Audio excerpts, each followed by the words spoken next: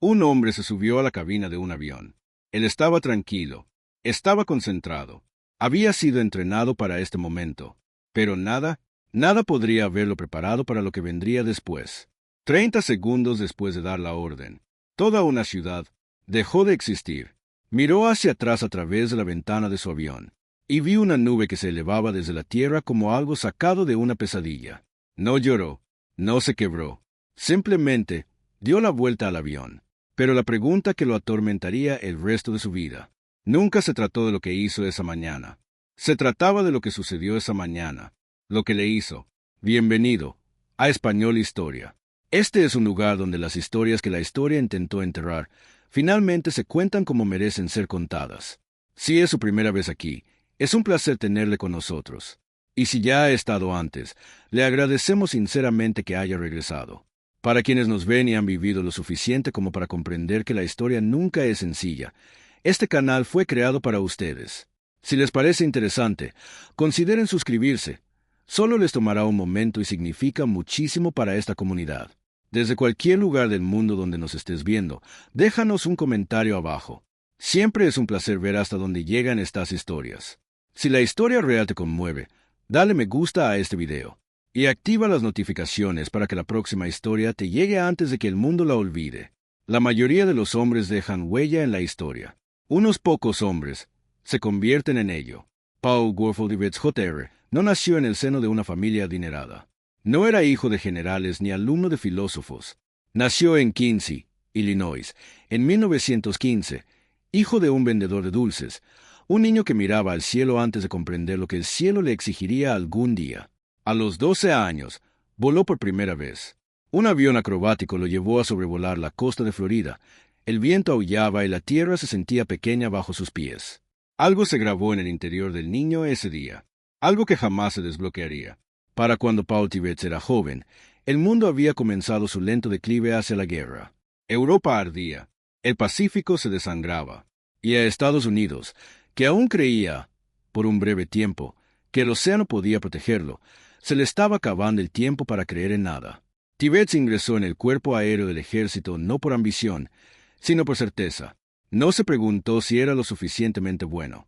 Simplemente volaba, y volar respondía a todas sus preguntas. Sus instructores lo notaron pronto. La firmeza, la precisión, la calma casi antinatural que se apoderaba de él cuando otros pilotos se tensaban. No era temerario, no era ostentoso.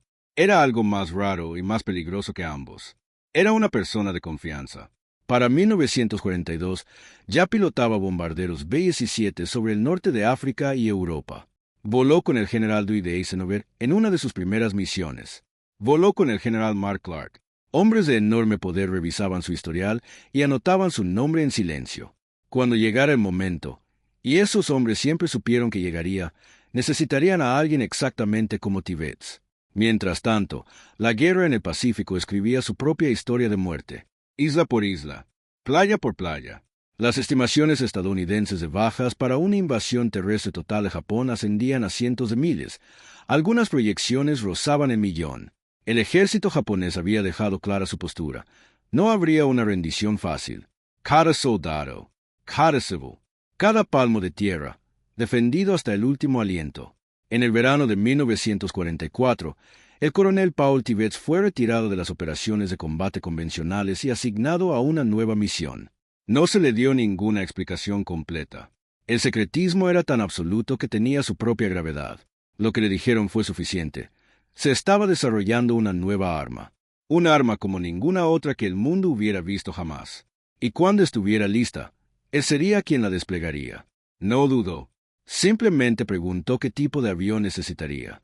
La guerra había dedicado años a convertir a Paul Tivets en el instrumento exacto que necesitaba.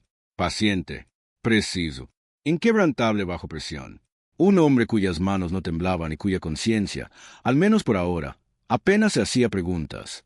Eso estaba a punto de cambiar. Existe un tipo particular de silencio que rodea un secreto demasiado grande para ser revelado en voz alta. No se siente como tranquilidad. Se siente como presión. Y a finales de 1944, Esa presión se había sentado sobre una remota zona del desierto de Nuevo México, un lugar llamado Los Álamos, donde las mentes científicas más brillantes del mundo occidental habían estado trabajando, en un aislamiento casi total, en algo que apenas podían describir sin bajar la voz. El Proyecto Manhattan. 3 años. 2.000 millones de dólares. El genio colectivo de una generación, físicos, químicos, ingenieros, apuntaba a una única y terrible pregunta. ¿Se podría construir un arma lo suficientemente poderosa como para acabar con la guerra de un solo golpe? La respuesta, según empezaban a comprender, era sí. Paul Tibbets desconocía los detalles. No se suponía que los conociera. En cambio, le habían asignado una misión, un avión especialmente modificado y el mando de una unidad tan clasificada que, sobre papel, no era más que un escuadrón de entrenamiento. El 59º Grupo Compuesto, con base en el aeródromo militar de Wendover, Utah, una extensión de Salinas y cielo tan remoto que parecía diseñado por los militares específicamente para ocultar secretos por completo. Tibbets formó su unidad desde cero. Seleccionó a su tripulación con la misma precisión que aplicaba a todo lo demás. No buscaba héroes, sino hombres capaces de desenvolverse en condiciones de absoluta incertidumbre sin desmoronarse. Hombres que pudieran seguir órdenes cuyo significado completo les sería negado, quizás indefinidamente. Su avión era un B-29 Superfortress. Él mismo le puso nombre. Enola Gay, en honor a su madre. No fue un gesto romántico. Fue algo más discreto y complejo. Un hombre de pie al borde de algo enorme, extendiendo la mano hacia lo único en su vida que siempre le había parecido sencillo. El proceso de selección de objetivos, que se desarrollaba simultáneamente en salas a las que Tibbets no estaba invitado, constituía un estudio en sí mismo de cálculo frío. Un comité de estrategas militares y científicos elaboró una lista de ciudades japonesas. Los criterios eran precisos y, a su manera, profundamente inquietantes. El objetivo debía ser lo suficientemente grande como para demostrar la plena capacidad destructiva del arma. Debía estar relativamente intacto por los bombardeos convencionales, para que el mundo pudiera medir, con claridad y sin ambigüedades, el daño exacto que podía causar una sola bomba. Hiroshima fue seleccionada. Una ciudad de aproximadamente 350.000 habitantes. Un cuartel general militar. Un puerto. Un lugar que, por una cruel fortuna, se había librado en gran medida de los bombardeos incendiarios que ya habían reducido a cenizas Tokio y otras ciudades. Se conservó para que pudiera ser utilizado. Dentro de la comunidad científica existía disidencia, aunque la historia no siempre la ha recordado con claridad. Algunos de los hombres que construyeron la bomba escribieron cartas, firmaron peticiones y argumentaron a puerta cerrada que primero debía considerarse una demostración sobre una zona deshabitada. Sostenían que el costo moral de desplegarla directamente sobre una población civil era una línea que, una vez cruzada, no se podía volver atrás. Esas voces se oyeron, y luego fueron apartados. Tibbets recibió sus últimas órdenes a principios de agosto de 1945. Las recibió sin mostrar emoción alguna, del mismo modo que recibía todo lo demás. La sesión informativa fue fría y objetiva. El lenguaje era militar. Pero, más allá de las coordenadas, las altitudes y las especificaciones técnicas, se escondía una verdad que ningún lenguaje oficial podía abarcar por completo. Una ciudad, una bomba, una mañana, y un piloto al que le habían dicho toda su vida que era el hombre perfecto para el trabajo. Por última vez en su vida, lo creyó sin dudarlo. El tiempo, en la mañana del 6 de agosto de 1945, no transcurrió como de costumbre. Se comprimió, y entonces se detuvo por completo. A las 2:45 de la madrugada, el Enola Gay despegó de la pista de Northfield, en la isla de Tinian, una pequeña roca volcánica en el Pacífico Occidental que, en el lapso de un solo año, se había transformado en la base aérea más grande del mundo. El avión era pesado, inusualmente pesado. El arma que llevaba en su fuselaje, una bomba de uranio a la que los ingenieros habían bautizado discretamente como Little Boy, pesaba casi 10.000 libras. Tibbets no habló innecesariamente durante ese vuelo. Nunca lo hacía. Los 12 tripulantes se encontraban sentados en el interior penumbra del avión, cada uno con su propia interpretación del significado de la misión. La mayoría aún desconocía la verdad completa sobre lo que transportaban. Les habían dicho que era una bomba especial, una bomba poderosa. Una bomba que podía acabar con la guerra. No les habían dicho que eso borraría una ciudad. El vuelo hacia el norte duró 6 horas. Tibbets voló inicialmente a baja altitud para ahorrar combustible, y luego ascendió al acercarse a la costa japonesa. El cielo sobre Hiroshima esa mañana estaba despejado, de una claridad histórica y desgarradora. Ni una nube que provocara un retraso, ni un sistema meteorológico que le concediera a la ciudad un día más. A las 8:09 de la mañana, hora local, el Enola Gay realizó su último bombardeo. Tibbets mantuvo la aeronave estable con una concentración tal que no dejaba lugar a dudas, ni a vacilaciones, ni a nada más que a los próximos 10 segundos y luego a los 10 segundos siguientes. El bombardero, el mayor Thomas Fervé, fijó su objetivo, el puente de Oi, en el corazón de la ciudad, con una precisión que, en cualquier otra circunstancia, habría sido calificada de admirable. A las 8:15 y 17 segundos, el niño pequeño fue liberado. El Enola Gay, repentinamente 10.000 libras más ligero, se elevó bruscamente. Tibbets inclinó el avión con fuerza. Un giro brusco de 155 grados, practicado cientos de veces en el entrenamiento, diseñado para alejar lo máximo posible el avión de lo que estaba a punto de suceder. 43 segundos después, el mundo cambió.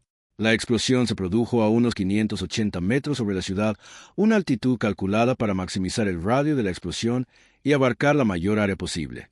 La temperatura en el epicentro alcanzó, en la primera fracción de segundo, varios millones de grados. Un barrio entero, casas de madera, bicicletas, escolares se comenzaban su jornada. Simplemente dejó de existir antes de que el sonido de la explosión tuviera tiempo de propagarse. La onda expansiva alcanzó al Enola Gay a una distancia de 18,5 kilómetros y lo lanzó violentamente por los aires. La tripulación se preparó. El avión gimió. Y entonces Tibbets volvió la mirada. La nube se elevaba, retorciéndose hacia arriba en esa forma ahora icónica, púrpura y gris, iluminada desde dentro por su propia energía terrible. Debajo, donde 60 segundos antes había existido una ciudad de 350,000 habitantes, no había nada reconocible. Solo fuego, humo y un silencio que se extendía desde el centro, un silencio que, a su manera, era más ensordecedor que cualquier cosa que hubieran oído jamás. Según se informa, Tibbets habló muy poco. Un miembro de la tripulación describió el momento como si hubiera cruzado una frontera cuya existencia desconocía hasta que ya se encontraba al otro lado. En el primer día, se estima que murieron 70,000 personas. Para finales de año, la cifra de fallecidos superaría los 140,000. Hombres, mujeres, niños, soldados, civiles, reducidos, en 43 segundos, a una estadística que la mente humana aún lucha por asimilar por completo. El Enola Gay aterrizó de nuevo en Tinian a las 2:58 de la tarde. Tibbets recibió la cruz por servicio distinguido en la pista de aterrizaje, prendida a su uniforme antes de que los motores del avión se hubieran enfriado por completo.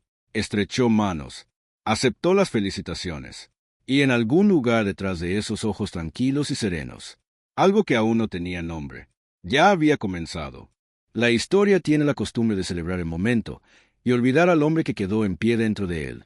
Paul Tibbets regresó de la guerra como suelen hacerlo los soldados, con condecoraciones en el pecho y un silencio interior que ninguna condecoración podía explicar. Hubo desfiles. Aparecieron las fotografías en los periódicos. Recibió el apretón de manos de hombres de traje que hablaban con seguridad sobre la victoria, la necesidad y las vidas salvadas gracias al rápido fin de la guerra. Tibbets lo aceptó todo.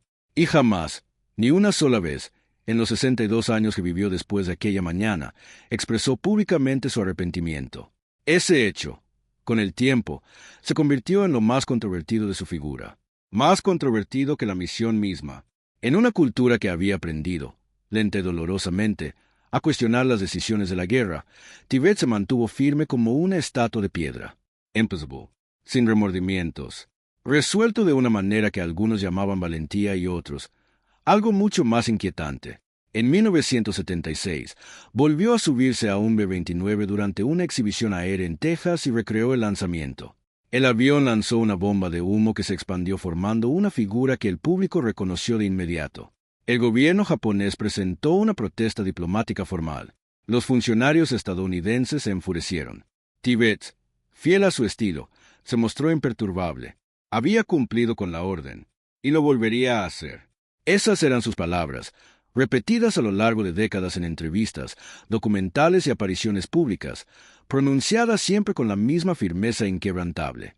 Pero la certeza, examinada con suficiente detenimiento, a menudo revela la forma de aquello que protege. El costo personal fue real, aunque Tibet se negara a mostrarlo abiertamente. Su matrimonio se resquebrajó bajo presiones que nunca llegó a articular del todo. Su relación con sus hijos se distanció de maneras que nunca se explicaron completamente.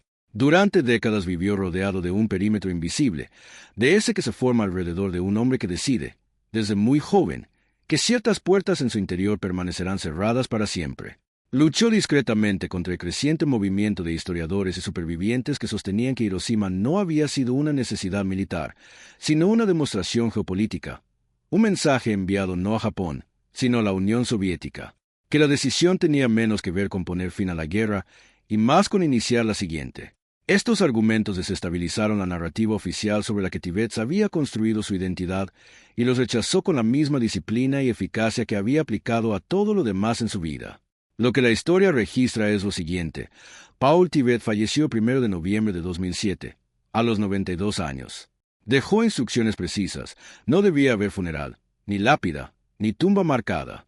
Durante 6 décadas, había visto cómo su nombre suscitaba protestas allá donde aparecía en público, y se negó a darles a sus críticos un lugar físico donde canalizar su ira tras su muerte. Él optó simplemente por desaparecer. Fue, a su manera discreta, lo más humano que jamás hizo. La verdad más profunda que deja su historia no radica en si la bomba fue correcta o incorrecta. Ese debate pertenece a la ética, a la historia y a los supervivientes, cuyas voces tienen más peso que la de cualquier narrador. La verdad más profunda radica en lo que las naciones exigen a los individuos, en la crueldad particular de elegir a un hombre, entrenarlo a la perfección, encomendarle el acto más destructivo de la historia de la humanidad y luego dejarlo cargar con el peso moral de ello solo, durante el resto de su vida. Tibet no era un monstruo. No era un héroe en el sentido simplista que exigía la propaganda bélica. Era algo mucho más difícil de clasificar, un hombre de extraordinaria habilidad y una gran fortaleza emocional, situado justo en la encrucijada de la historia y el horror y obligado a actuar sin inmutarse. Él funcionó, sin inmutarse, pero la presencia de la piedra no significa que no hubiera una herida debajo. Puede que simplemente signifique que la herida era demasiado profunda como para que se viera en la superficie. Y eso, quizás, sea lo más honesto que se puede decir sobre Paul Tibet, sobre el Enola Gay, sobre esos 30 segundos sobre Hiroshima que el mundo ha intentado comprender durante 8 décadas. Algunas mañanas en la historia perduran más que todos los hombres involucrados en ellas. Este era uno de ellos. Si esta historia te impactó, compártela con alguien que ame la historia real. Cada vez que la compartes, estas verdades olvidadas llegan a alguien que necesita escucharlas. Y si aún no formas parte de esta comunidad, suscribirte solo te llevará un momento y significa muchísimo para el crecimiento de este canal. A continuación, quizás te interese ver la historia de los científicos que construyeron la bomba atómica y de aquellos que pasaron el resto de sus vidas lamentando haberlo hecho. Te espera aquí mismo, en Español Historia. Gracias por ver el video hasta el final.